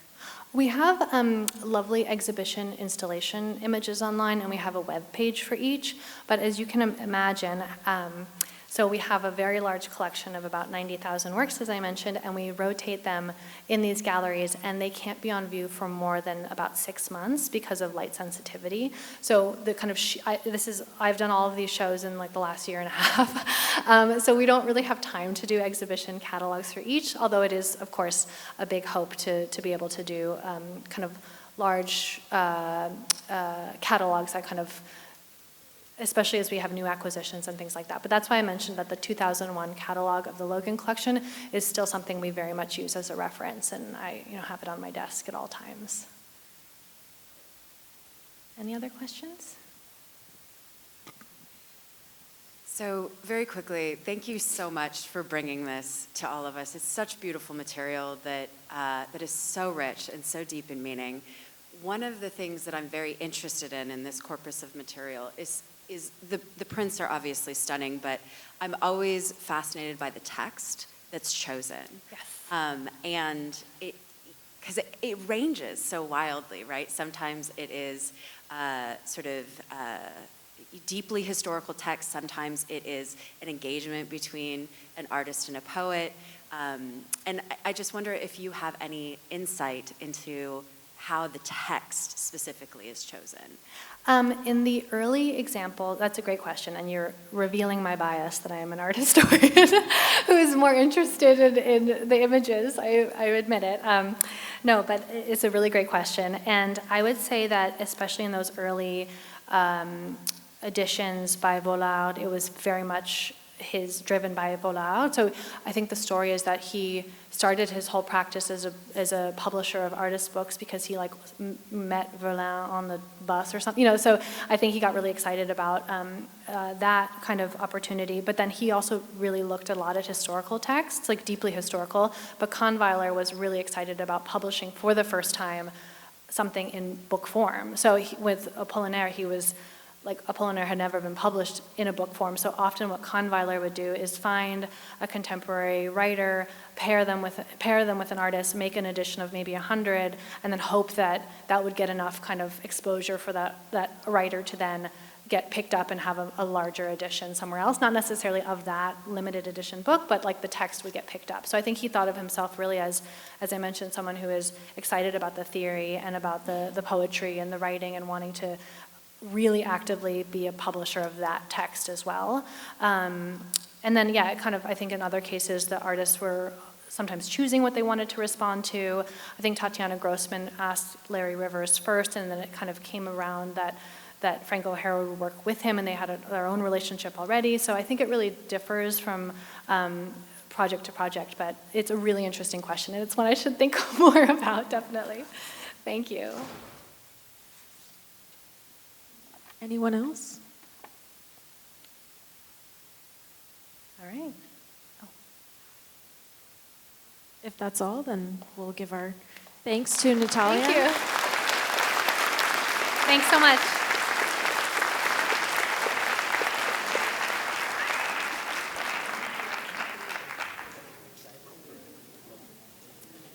Okay, just to close us out, this will be very, very brief. We want to thank, of course, everyone for coming. The last 2 days have really in many ways been a clarion call, right?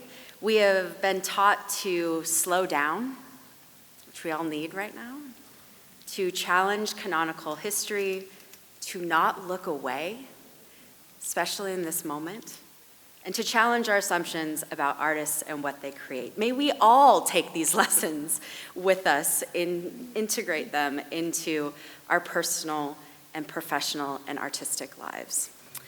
Lastly, on behalf of the CODEX Foundation, I just want to thank you for your contributions over the last 2 days. This has been a really wonderful symposium, so thank you for participating in the way that you have.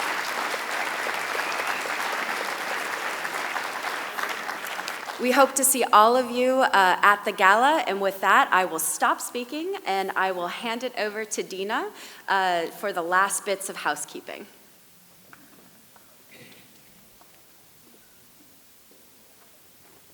Not much housekeeping to be done, just to let you know that the fair opens at 1 p.m. today to the public, so please, have your tables ready before then.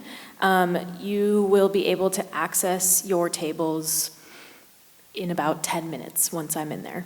Okay, thanks everyone.